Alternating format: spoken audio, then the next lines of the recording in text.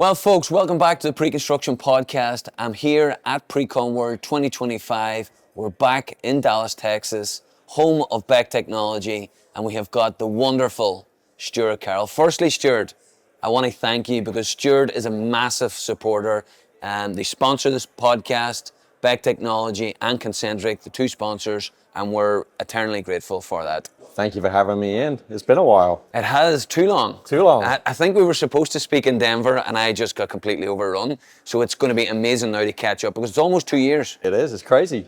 A lot has happened. Did I have hair when we last spoke? Probably not. Maybe in my ears and my nose, maybe. Brilliant. So 2 years since we last talked. Listen, if you haven't heard that conversation, there's probably two that we've done with Stewart before. One of the first, the first one we've done at the Preconstruction Podcast. The second one was an update, and this is an important update because loads have happened. Firstly, the investment. Pamlico, how's it been? It's been phenomenal. I absolutely love it. On a personal level, as the company grew, I got further and further away from the thing that I was really passionate about, which was our customers and our customers' challenges. And so for me, in this new role as Chief Customer Officer, I've got back to why I started in this industry. I love big, hairy, audacious problems. I love the people, the genuineness of everybody. So I'm absolutely having a blast. The company has continued to go from strength to strength. We got about 350 customers, 86 or so of the ENR 400. That might be 87. We just announced a new customer at the Monday. So just companies going from strength to strength. Our customer base is excited. It's been quite the journey. Brilliant. And as you say, the investment now from Pamlico, it will just throw petrol on the fire. Big time. Maybe take a step back, love Peter and the Beck owners, and, a lot of fond memories.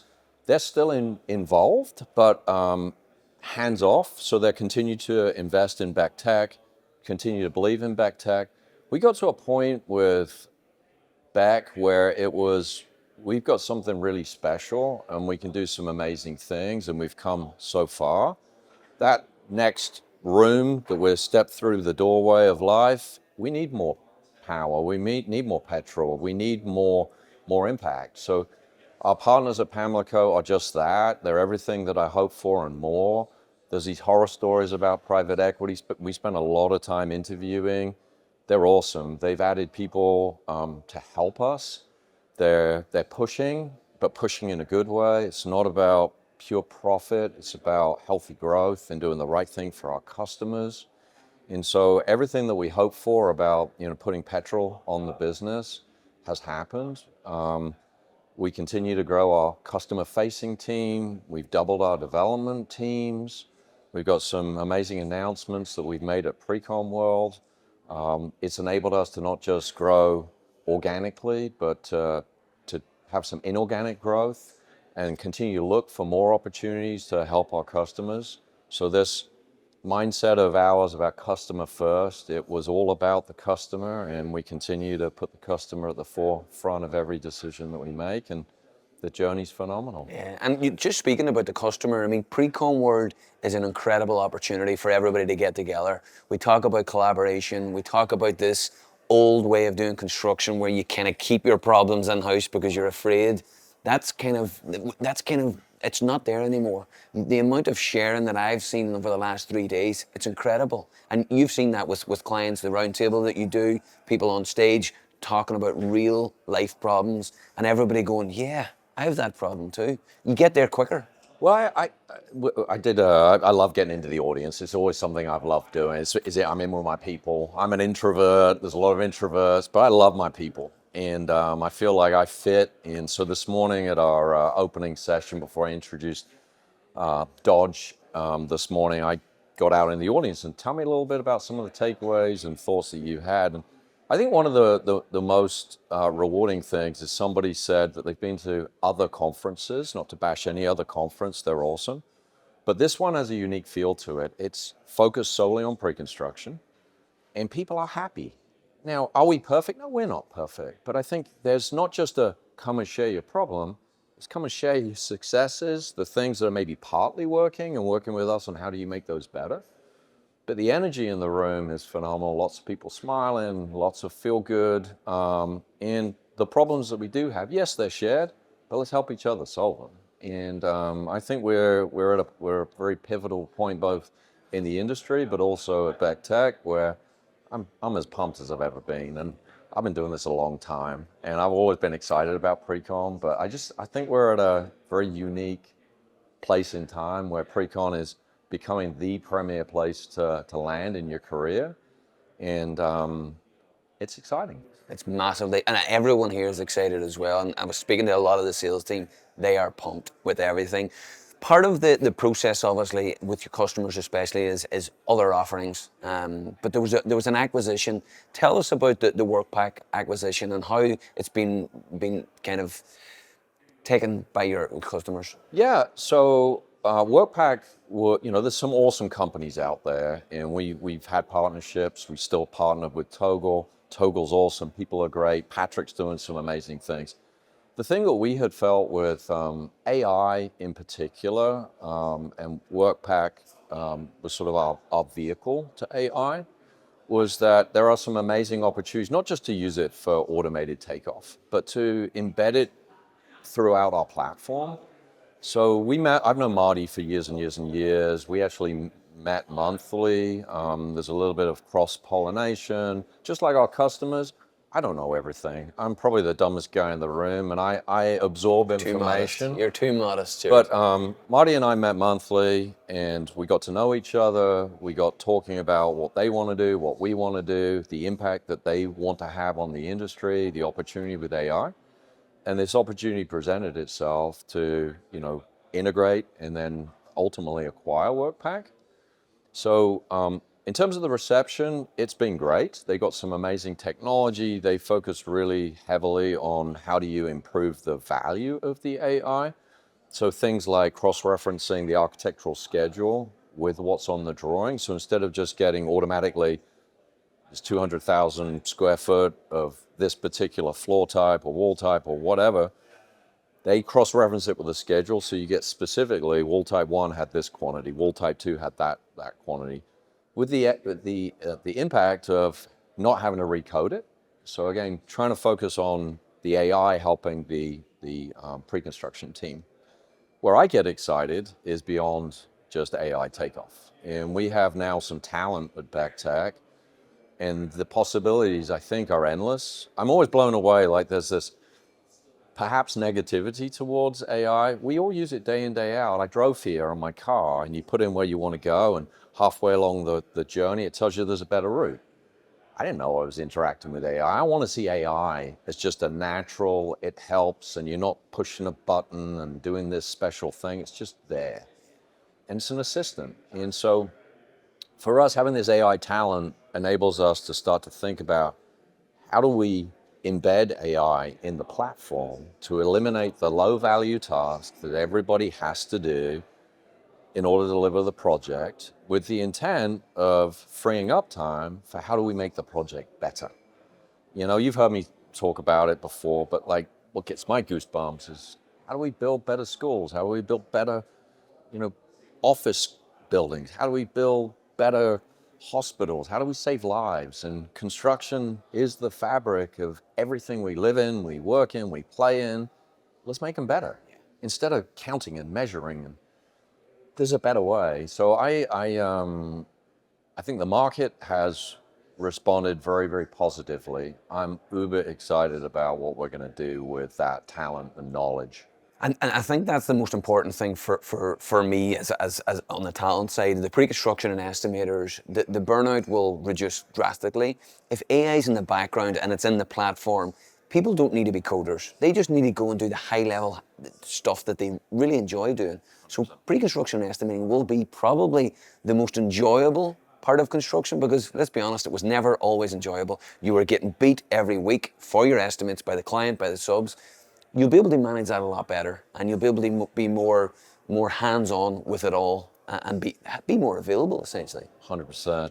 Yeah, I think the history of estimating was you had a guy or a girl in the corner measuring, counting, figuring out what's it cost, your number crunching. You look at where estimating has evolved, and it's not a new evolution, it's just really, really picked up speed, where it's more than just the number.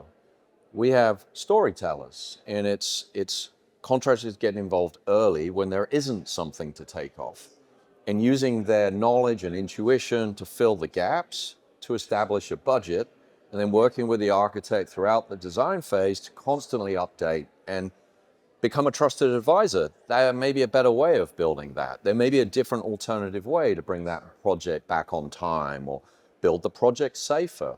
So to me, the world of pre-construction has grown significantly, where it's overlapping with what the design community is doing. I think it's this marriage of data and story and number crunching and problem solving.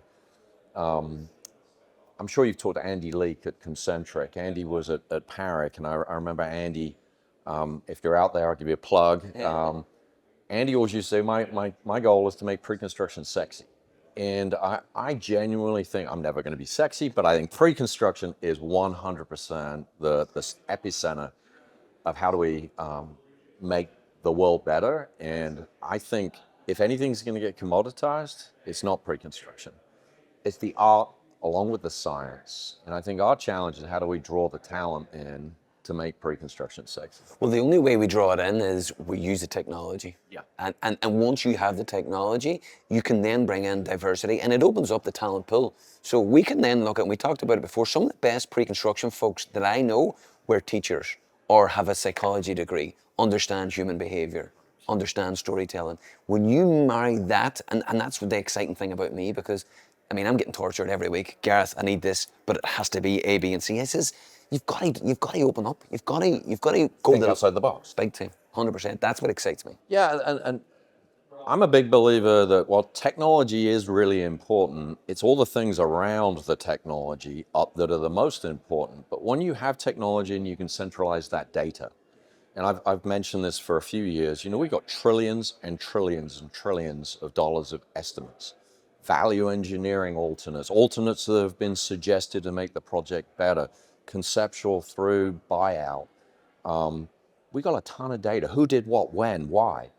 And to me, if we have this repository, this soup of knowledge, we can use it to help onboard new employees quicker. We can use it for communicating the story more effectively. You know, some awesome tools from like EOS Cortex and Join, who are here at the conference. It's not just Beck Tech, it's leveraging that data for telling the story and communicating and demystifying this whole world of, like, I'm gonna hold my number close to my chest because I think you're gonna attack me. I'm like, let's talk about what the assumptions are, because the number is a byproduct of the assumption. So let's share, let's have a conversation. How do we do that system more effectively? And I get pumped about the opportunities to bring in talent from different perspectives. I get pumped around, like, this is the epicenter. I'm a problem solver, you're a problem solver. This is the world of problem solving. And it really is where we have the one opportunity in the construction delivery process of making the project better. I love the field, a lot of respect for the field, but you get given something and your responsibility is to build it. You don't get to change, like, what if we put the garage under the building or behind the building or added a floor, removed a floor, changed the facade? We do. And it's in partnership with our design, partners, but I think the role of pre-construction has significantly been elevated. Architects is really, really important, but I think our position is becoming maybe more important in some respects because we bring realism to the design. And you can see that with the influence, the amount of, I think it's over 80% now of projects are delivered by a collaborative delivery method. And you can see pre-construction, the contractor's influence becoming more and more important and valued far more. And you said it there, which was interesting. All of this is to reduce risk. So the more transparency we have, everybody kind of knows how much money that they're going to make out of something. Everyone knows the cost of something, but it's just about being open about it and saying, we're going to add way more value. Well, I think that's the key, right? If you add more value, then you justify more fee. And the other part is, I think any owner who knows that you're giving them a number at the beginning and then you're working with the design and engineering and subcontractors to keep it within that budget, you're working your tail off. And there's additional value you bring rather than it's a $20 million project, build it. I mean, that is valuable. But all this stuff up front is more valuable in my opinion. Yeah, 100%. And if you show the client that, they're more respectful of paying you. Yeah. And I mean, the AI thing, just before we head on to our next, because I want to touch on the announcements, because they've been amazing in Precon World, and I just love you to tell our audience. AI, what's your vision around AI in the whole ecosystem of pre-construction? Because I found that really interesting. Yeah, I think today there's a lot of tools coming to market where they solve a specific problem, and they're awesome. You know, I'm a big believer in competition. Rising tide lifts all boats. It's good, it's healthy, it's great for pre-construction. I want to get to the point with AI where it's just like when we drive our car and you put in an address and you're going from my home to the convention center. And along the way, the AI figures out there's an accident and it reroutes me and it gives me 2 or 3 options and I pick the option. I'm not pushing a button to say interact with AI. I just want it to be naturally embedded in the workflow.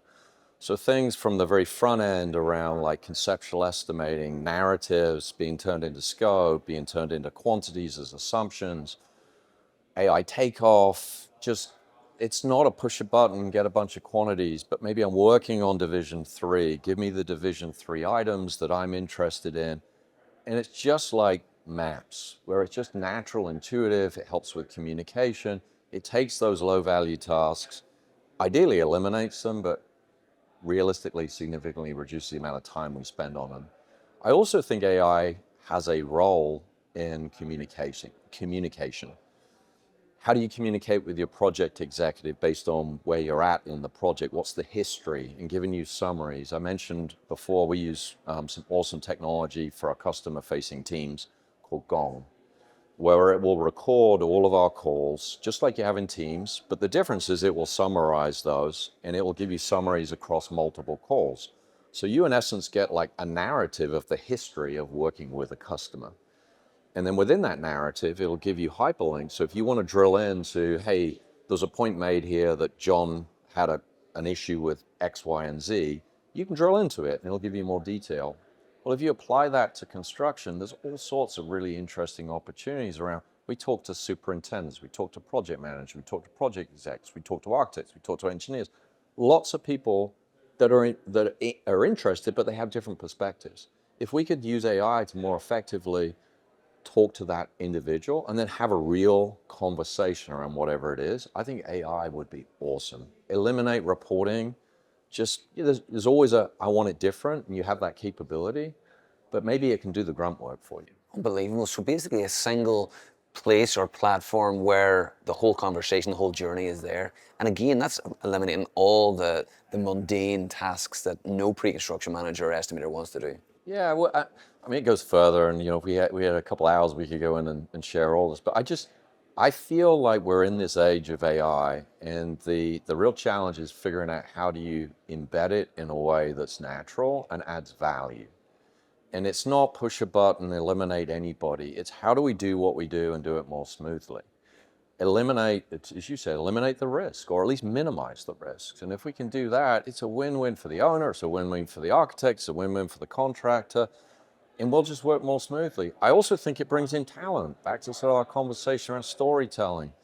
We're doing more and more and more earlier and earlier and earlier. If we can bring in talent from other areas, we can onboard them quicker. That knowledge that we're all scared about, the boomer generation, even some of us X's retiring, it's in that data repository. Let's just figure out how to use it and use it in a natural way that enables our team. Yeah, and you said it in your piece as well. You can almost turn it into an LMS system. 100%. Like without having to go and expend thousands and thousands, the AI will be able to go in there and train, and they can sit and ask them questions. Say, AI, I had a problem. Can you go and search previous projects? How was this resolved in the past? Yeah, I mean, how many value engineering alternatives are there out there? There's always a new one, but let's use our history for doing it and use it as training materials.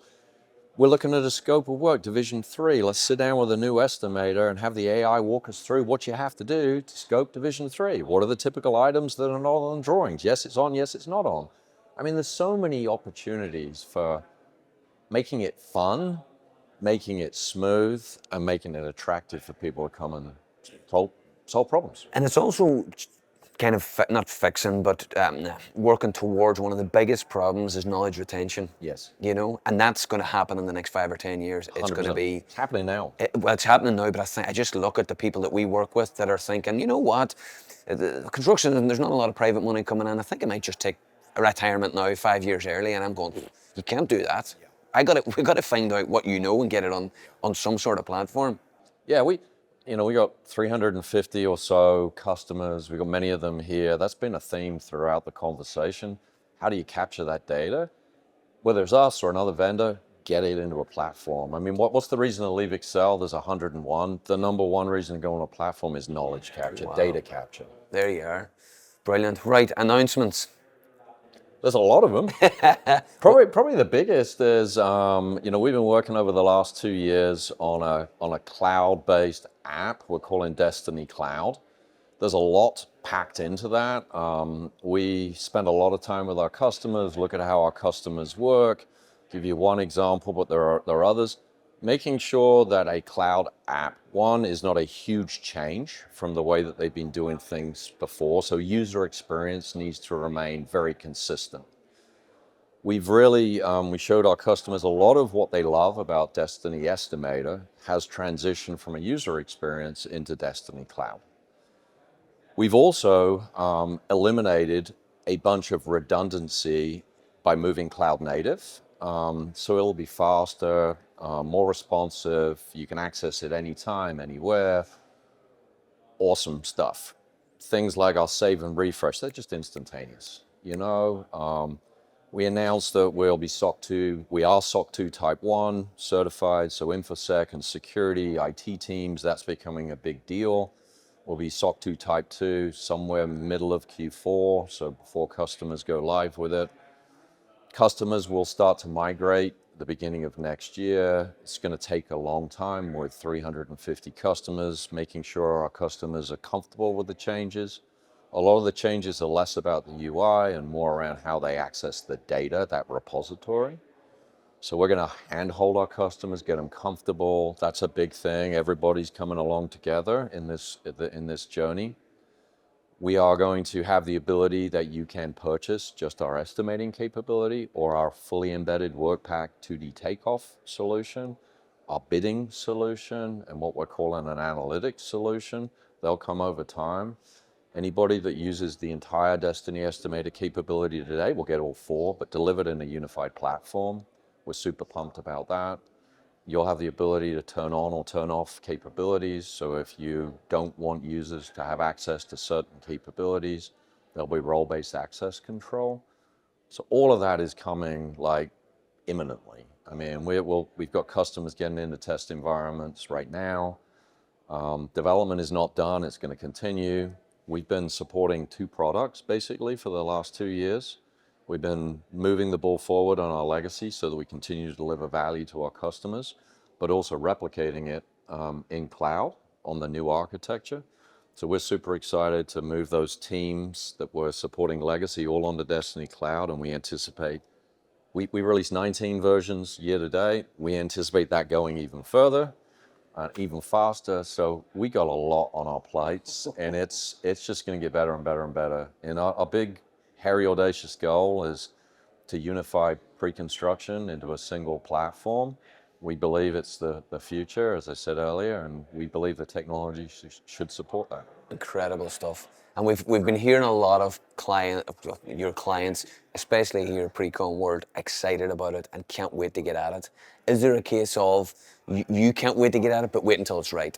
Yeah, I mean, even our migration plan for our customers, it's a new product, and we're rolling customers that use the least amount of functionality on the breadth of the platform first, and then we're going to layer on more customers that use more capabilities with more customers that have more capabilities. I can't wait to get everybody on the whole platform, but it needs to be managed, it needs to be delivered in a timely way, and most importantly, they need to be comfortable with the changes. And so I would love everybody like to see and use what our team's already seeing and using. But I'm maybe old enough, gray enough, made so many mistakes in my life. I know you've got to manage these things. And we owe it to our customers, we owe it to the industry to deliver this at the right pace. And I love the customizable function of it, where you can have, as you say, there's 4 there. You can have 1, maybe 2, maybe try it out again. That's what people want. They want options. Options, flexibility. So we've definitely spent not just 2 years building it, but 2 years talking to customers about what they want, why they want it, how they want it delivered, what's important to them. We took this approach of delivering it as an app for a reason. And the reason was we wanted to minimize change management, but we also wanted to make sure that it worked the way that our users work. Think about a phone, it's a simple analogy. There's a browser on a phone, but we have these very specific applications for doing a specific task, and we tend to use them. I use Uber all the time. I go to the Uber app. I could do it on the web. We want that kind of flexibility. There are use cases where the web browser is awesome. Executives who are not editing takeoff and estimate and bids, and they're awesome, but why be limited by capabilities of a browser? Yes, you can create multiple tabs, but as soon as you close the browser down and I start back up, I go drag them off and reassemble what I had before. So we listen to our customers, and every decision that we've made is with the customer in mind. Yeah, I mean, there's no doubt about it. I mean, you use an app, the user experience is much better. It's much more fluid. It's much more controlled. Yeah. We also recognize that one of the other big beauties of this migration for our customers, again, we now have both read and write APIs. We'll start with read APIs, meaning people can suck out data from their system, put it into a data lake or a data warehouse, mash it up with Procore, Autodesk, or other. That's awesome. But we'll also have write capabilities coming soon in 2026. They are there, but again, this stage rollout. What that lends itself for is starting to look at an ecosystem of partners that want to integrate with us. So when we were on desktop, we had a limitation. If we want to do an integration, we had to do the integration. Now we have this idea of, well, let's create a marketplace for pre-construction. So it's not just Beck Tech. We want Beck Tech to be the hub. It's where the data is. But there are going to be other vendors that are around the outside of us. So I always make the analogy, think Excel, think of PowerPoint. They have different needs. Excel is your number crunching, spreadsheet. Your PowerPoint is how you tell the story. We want modules in our own application, but partners like Join, like EOS, like others, that have the ability to tie into that data, use that data for a different purpose, and then you end up with this Office suite of products. And so we get excited about that. It's all about the customer. Well, and that's what I've gotten from, not yourself, but Beck Tech in general. It's about collaboration. It's about open, almost like an open market space where whatever the customer wants, you're going to facilitate that. We definitely want to listen to the customers and make sure that every decision we have has as much input from the customer as humanly possible. We're not going to go and be a construction tech company. We're not going to go and do accounting. We're Precon, and so if the customer wants to drag us into we probably are going to say no. Precon's where we're at, but within that Precon ecosystem, we want to either find a vendor that wants to integrate with us because you love their tech and it makes sense, or we want to build it with your input. Love it, love it. Now, you're talking about customers there. Can we talk about the new customer? Sure. Yes. Who is it? So we've brought on a few recently. So we brought on Pamlico, who I know you had a great interview at Advancing Precon with Sean Boyer.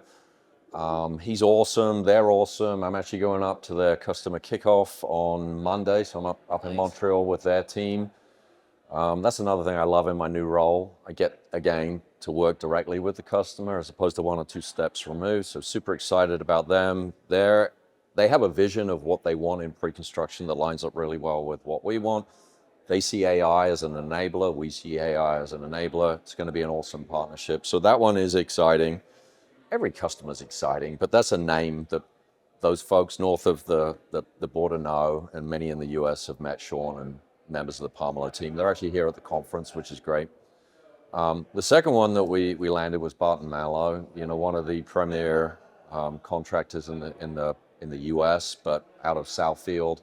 So Jason, Zach, Tim, their team have been awesome. We're super pumped about them.